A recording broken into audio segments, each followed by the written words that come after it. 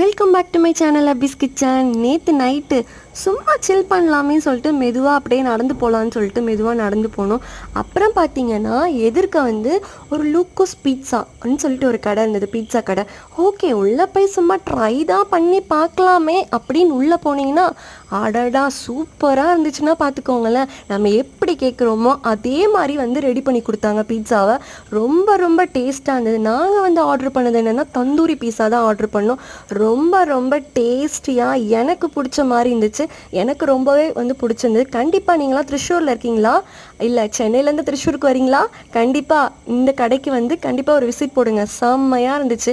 அதுக்கப்புறம் யாருக்குன்னா பாஸ்தானா செம்ம உயிரா, அவங்களாம் வந்து கண்டிப்பாக இந்த கடையில் வந்து நீங்கள் பாஸ்தா சாப்பிட்ணும். ரொம்ப ரொம்ப டேஸ்டியாக இருக்குங்க.